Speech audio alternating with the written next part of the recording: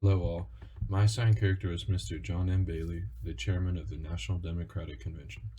Mr. Bailey was born in Hartford, Connecticut on November 23, 1904. Bailey went on to attend college at the Catholic University of America and then realized he loved law. After that, he went on to go to law school at Harvard. After becoming a successful lawyer, he went on to become a judge in Connecticut. Once his magistrate days were behind him, Bailey began the birth of his political career, where one of his many shining moments was playing a major role in supporting the New Deal coalition. Following that, he orchestrated Johnson's major landslide victory in 1964. The rest of Bailey's political life consists from presidential campaigning in 1960 and from 61 to 75 being the chairman of the Democratic National Committee. Bailey also played a major role in presidential campaigning, helping certain individuals become congressmen or senators, among other political movements. One big principle Mr. Bailey relied on was fearing the split and division of the Democratic Party, so one of Bailey's main goals is to unite the party.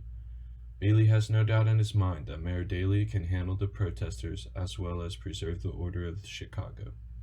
With that being said, Mr. Bailey stands neutral on many objectives, trying to achieve one common goal of keeping a united Democratic Party. One of Bailey's good friends is Ted Kennedy. Bailey helped John Kennedy become elected as president. With good connections come good rewards, which the reward for Bailey was received as a seat as the chairman of the National Democratic Party. Now, Bailey feels in debt to the Kennedys and wants to help Ted Kennedy with his presidential ambitions. Besides hoping to help Senator Ted Kennedy, Mr. Bailey has his sights primarily focused on our opposition.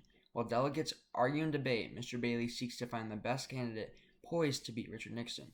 During the convention, Bailey was able to rally together the Democrats and shift party favor to nominate Edmund Muskie of Maine. Unlike our game, the 1968 Democratic Convention was way more decisive. Delegates formed intense political factions and argued for days regarding civil rights, the war in Vietnam, and infrastructure. Compared to our game, the Democrat Party of 1968 needed 10 times more unity than our game needs. During the actual convention, Bailey frequently arranged meetings to negotiate with groups of candidates. Trying to bring people together, Bailey avoided participating in any debate. As my partner Chad said, Mr. Bailey was fully invested in party unity and decided to support whichever policy position had the most support. Therefore, Bailey didn't fight for any certain policy and he didn't debate much with others. Another interesting difference between the actual events and our game was that there were more frontrunners at the time. In saying so, Bailey had a larger influence trying to get smaller candidates to back down. Furthermore, Bailey had to gauge the DNC's support towards each candidate and help promote the front runner. With our game, there doesn't seem to be too many candidates aiming for the presidential nomination. Overall, Bailey did not have a major impact compared to other delegates. Although he was able to rally the party together, his efforts fell short in November of 1968. With Richard Nixon ultimately being elected, Bailey failed at promoting a candidate who could have won. In the end, Bailey was a young, educated man who rose to his political position from connecting with other prominent figures. Once securing his spot as the chairman of the National Democratic Party, Bailey went to work, sparking unity and grooming candidates for the spotlight.